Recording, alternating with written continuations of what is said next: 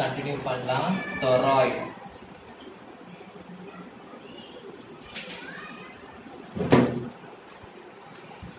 toroid அப்படின்னா circular ஷேப்ல இருக்கும்.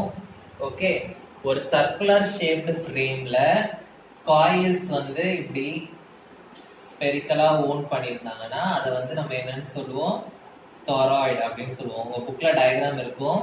ஓகே, ஒரு சர்க்குலர் ஷேப்டு ஃப்ரேம்ல வந்து காயில வந்து ஊன் பண்ணியிருந்தாங்கன்னா we will call it as a toroid. solenoidனா எப்படி இருக்கும், காயில் வந்து ஸ்ட்ரெயிட்டா இருக்கும். toroidனா இந்த solenoidயே இப்படி நம்ம பெண்ட் பண்ணி சர்க்குலர் ஷேப்ல வச்சோம்னா that is a toroid. So எழுதிக்கோங்க, solenoid in the form of closed ring. Solenoid in the form of closed ring is called as toroid. Okay.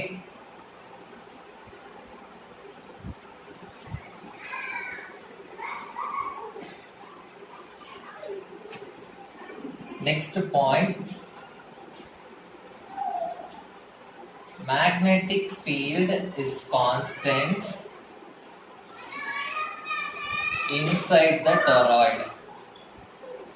Is constant inside the toroid. Constant na uniform ah irukum. Okay, inside the toroid na இந்த இடத்துல எல்லாம் வந்து it will be uniform. Okay, and on the toroid and outside the toroid. Okay, inside the toroid வந்து it is constant, on the toroid and outside the toroid எப்படி இருக்கும் அப்படின்றத நம்ம பார்க்கலாம். Okay, so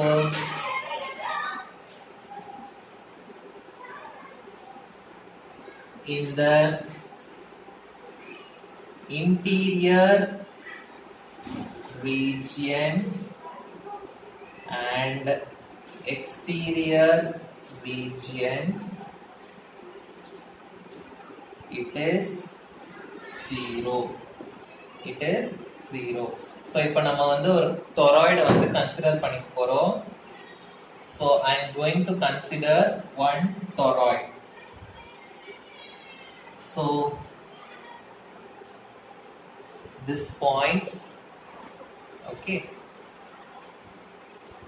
இத சுத்தி ஒரு ஆம்பீரியன் லூப் நான் கன்சிடர் பண்ணிக்க போறேன். 3 பாயிண்ட் நான் எடுத்துக்க போறேன். ஓகே, ஃபர்ஸ்ட் பாயிண்ட் வந்து interior to the toroid, point P.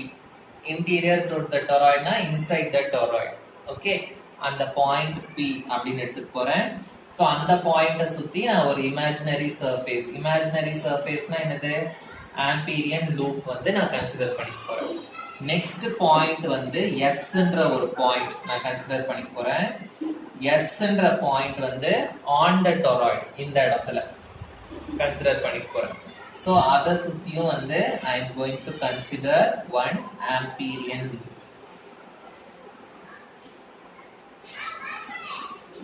Okay, and outside the toroid Q அப்படின்ற ஒரு point. So inside the toroid P, on the toroid S, outside the toroid வந்து Q அப்படின்ற ஒரு பாயிண்ட் வந்து நான் கன்சிடர் பண்ணிக்க போறேன். So that அதை சுத்தியும் வந்து I am going to consider one amperian loop. ஓகேவா? சோ 3 பாயிண்ட் வந்து நான் கன்சிடர் பண்ணிக்க போறேன். ஒன்னு வந்து இன்சைட், ஒன்னு வந்து ஆன் த டொராய்டு, ஒன்னு வந்து அவுட்சைட் த டொராய்டு.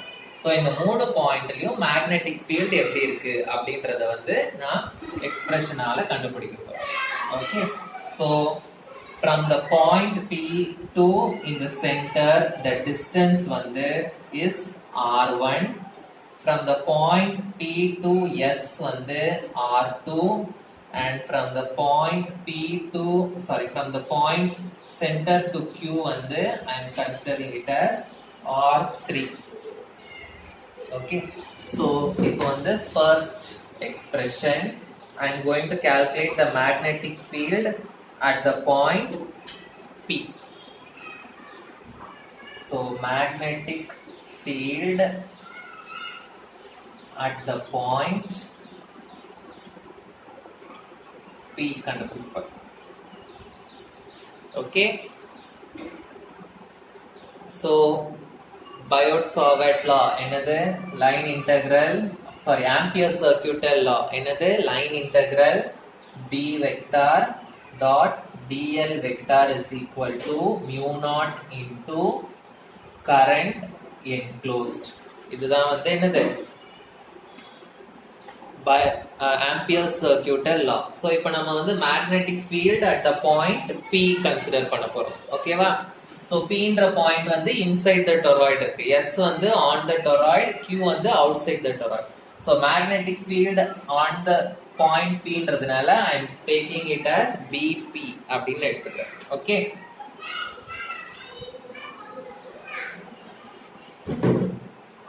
இப்போ mu naught into I enclosed. So இந்த பாயிண்ட் P வந்து எங்க இருக்கு? இந்த டொராய்டுக்கு உள்ள இருக்கு, இந்த இடத்துல இருக்கு. சோ கரண்ட் வந்து எந்த இடத்துல ஃப்ளோ ஆயிட்டு இருக்கு? கரண்ட் வந்து இந்த காயில்ல தான் வந்து ஃப்ளோ ஆயிட்டு இருக்கு. கரெக்ட்டா? Current is flowing in the coil. டொராய்டுக்கு உள்ள ஏதாவது கரண்ட் ஃப்ளோ ஆகுதா? இல்ல. It is flowing only on the coil. So the current in the point P வந்து inside the toroid இருக்கு. So current in the point P வந்து is equal to 0. Okay, so the current in the point P வந்து is 0. அப்ப mu naught into 0 என்ன ஆயிடும்? It will become 0. So line integral BP into dl is equal to, it will become 0. Okay, புரிஞ்சுதா? So it is equal to 0 அப்படினா இப்போ இந்த dl இந்த side எடுத்துட்டு போனா again it will become 0. So as a result we can say the magnetic field at the point P is equal to 0. Magnetic field at the point P is equal to 0.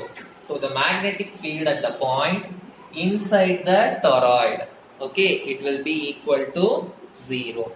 இப்போ வந்து magnetic field at the point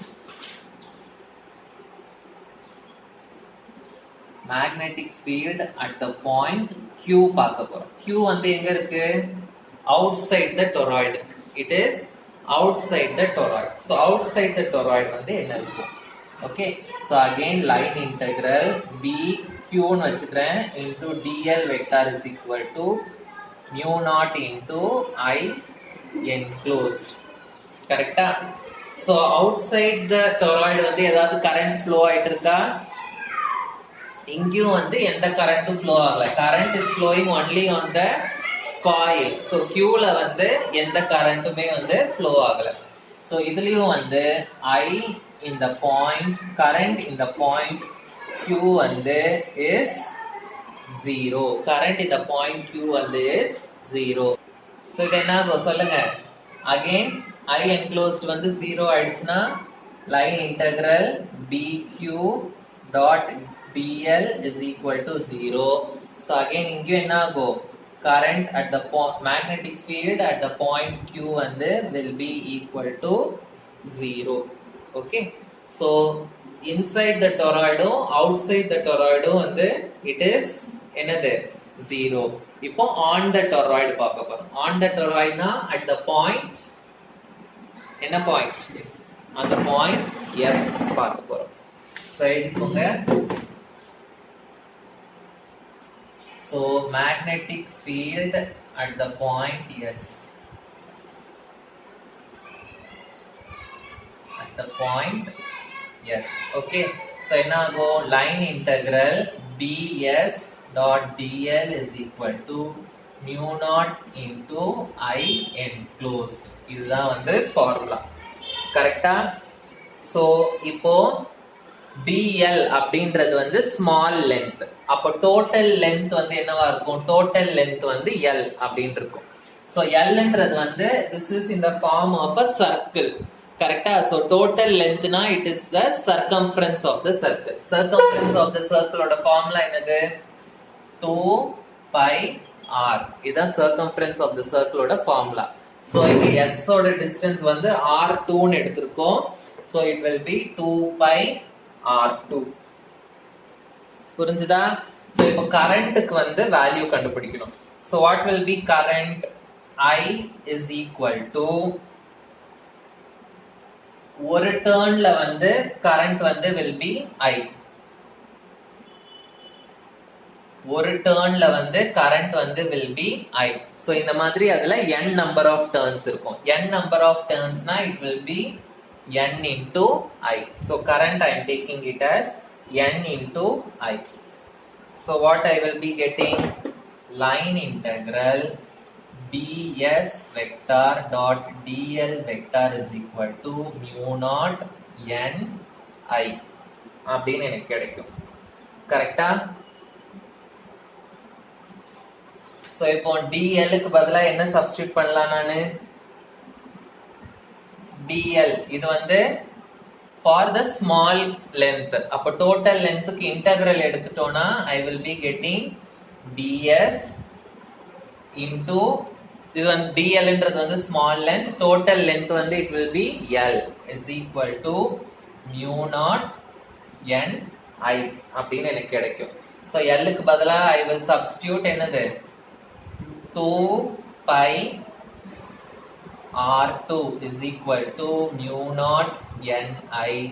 So bs, magnetic field at the point s will be equal to mu naught into n I by 2 pi r2. Okay, 2 pi r2.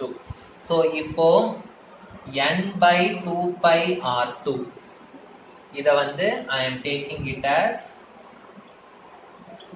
small n. ஏன்னா எல்லாமே வந்து constants, radius constant, current கூட நம்ம மாத்தலாம். கரெக்டா? So இத வந்து நம்ம n ன்னு எடுத்துக்கிட்டோம்னா I will get ds is equal to mu naught n I. So இதுதான் வந்து current, magnetic field of the toroid, on the toroid.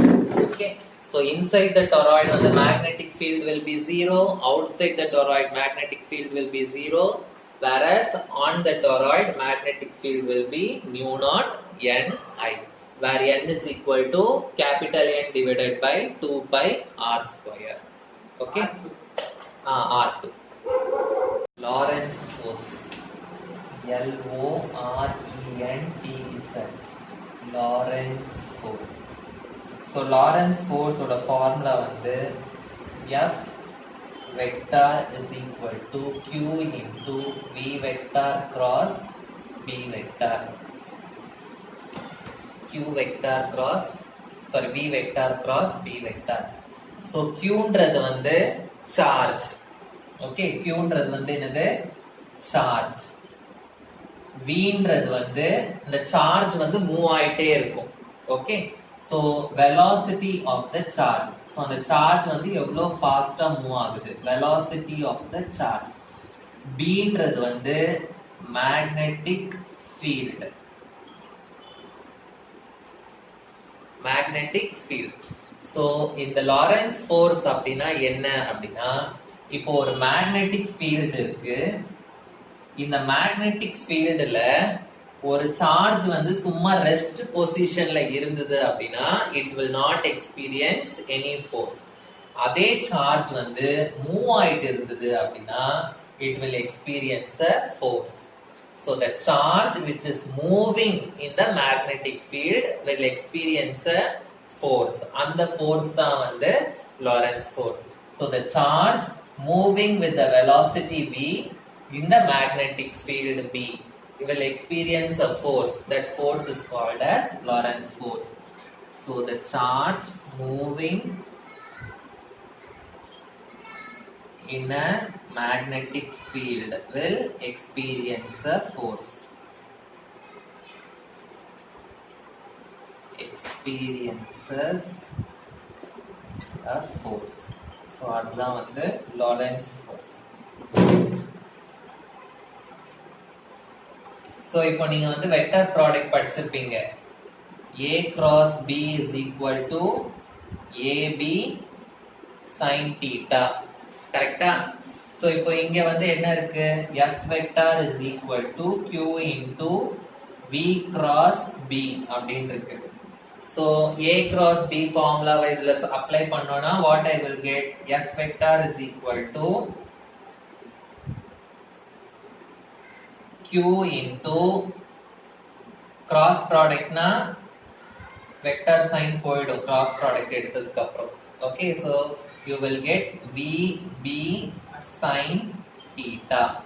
So this force வந்து is acting in the magnetic field. அதனால உங்க புக்ல வந்து இத FM அப்படினு கொடுத்திருக்காங்க. Okay, magnetic force அப்படினு கொடுத்திருக்காங்க. So இதுல இருந்து என்ன தெரியுது?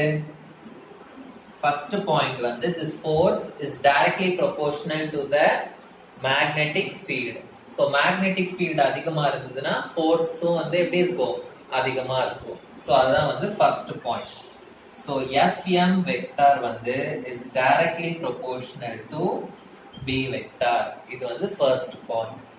So next point வந்து it is directly proportional to the velocity of the charged particle. So Fm vector is directly proportional to the velocity of the charged particle. So V ன்றது வந்து velocity of the charge.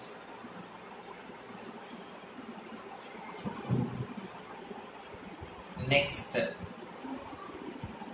Fm vector வந்து is directly proportional to theta. இப்போ A cross B வந்து AB sin theta அப்படின்னு எழுதுறோம்.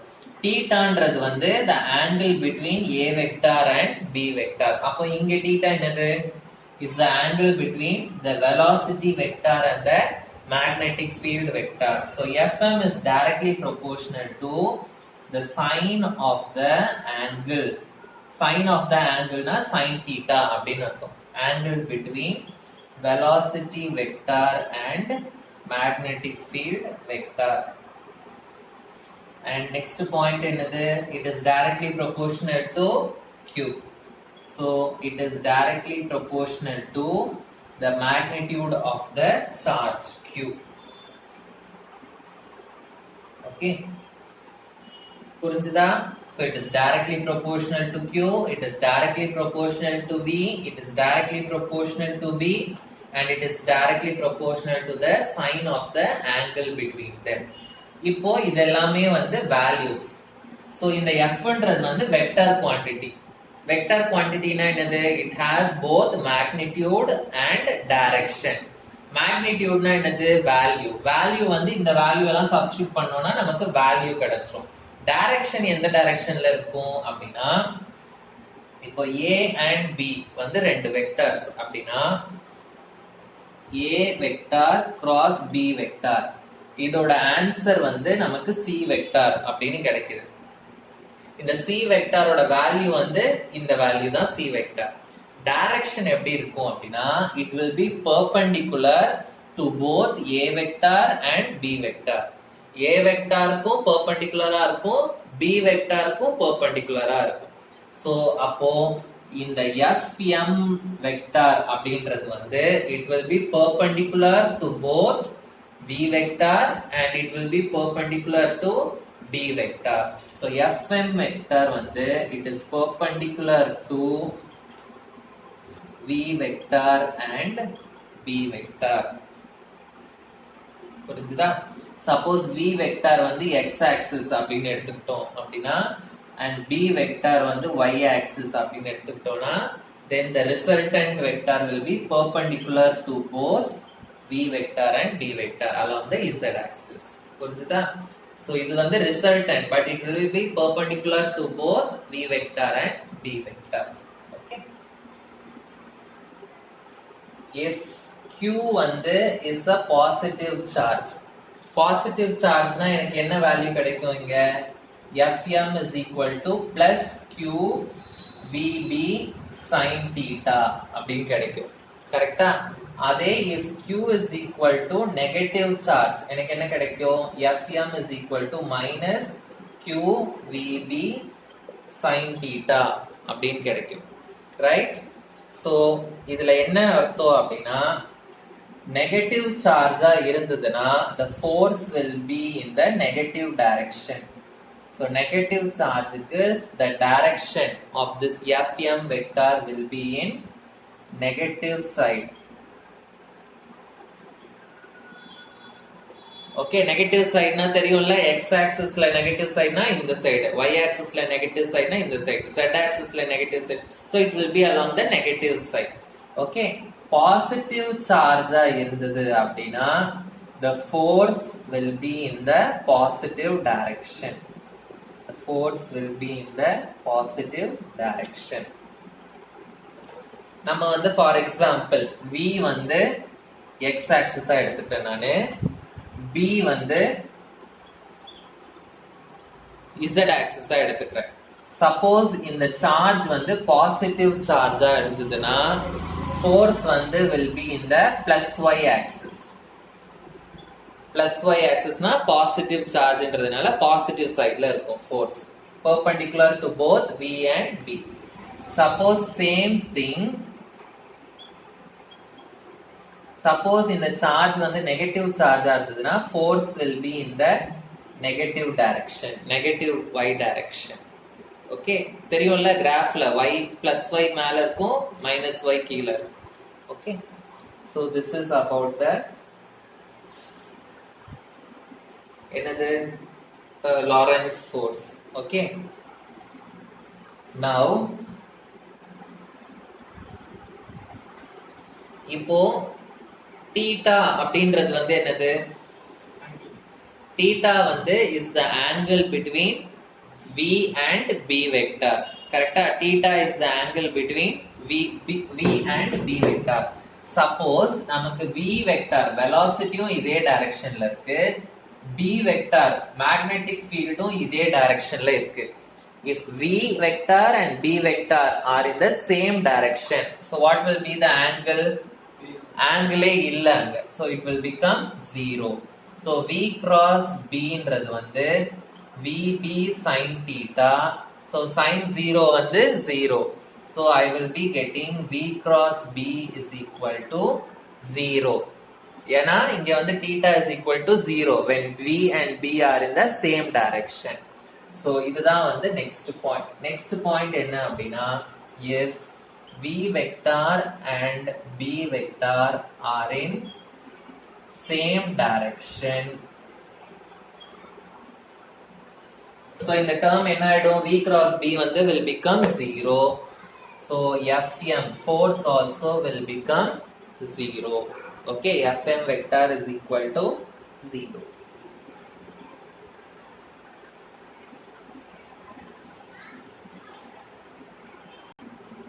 So how to find out the unit of magnetic field? Okay, இங்க பாருங்க. So fm vector is equal to q, இல்லாட்டி fm is equal to q vb sin theta அப்படின்னு இருக்கு. So theta-வை இப்போ விட்டுருவோம், வெறும் theta வந்து 90 degree ன்னு வச்சு we consider it as 1. Okay, so f will be equal to q into v into b. So நமக்கு magnetic field ஓட யூனிட் தெரியணும். கரெக்டா? சோ மேக்னெட்டிக் ஃபீல்டை மட்டும் இந்த சைடு வச்சுட்டு இதை இந்த சைடு எடுத்துட்டு போனீங்கன்னா என்ன ஆகும், fm divided by qv அப்படின்னு ஆகும். கரெக்டா? கரெக்டா? So b is equal to force ஓட யூனிட் என்னது? நியூட்டன். force ஓட யூனிட் வந்து newton divided by q, charge ஓட யூனிட் என்னது? கூலும்ஸ். ஓகே, velocity ஓட யூனிட் என்னது? Metre per second. So second வந்து மேல போயிடுச்சுன்னா என்ன ஆகும், b is equal to newton second divided by coulomb metre. கரெக்டா? Coulomb metre. சோ இத வந்து நான் எப்படி எழுதலாம் அப்படின்னா,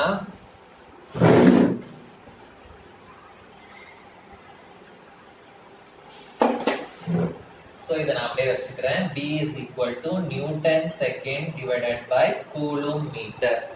சோ இப்போ நீங்க previous கிளாஸ்ல 10th ஸ்டாண்டர்ட்ல கரண்ட் ஓட ஃபார்முலா படிச்சிருப்பீங்க. Current is equal to q by t அப்படின்னு படிச்சிருப்பீங்க.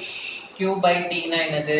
Q ஓட யூனிட் வந்து கூலும், T வந்து second. So C by S வந்து I. அப்ப S by C என்னவா இருக்கும்? 1 by I அப்படின்னு இருக்கும். கரெக்டா? இப்போ இங்க வந்து எனக்கு S by C இருக்கு. So S by C வந்து நான் எப்படி எழுதலாம்? 1 by I அப்படின்னு எழுதலாம். So B is equal to Newton divided by I. I னா என்னது? அதோட யூனிட் என்னது? கரண்டோட யூனிட் ஆம்பியர்.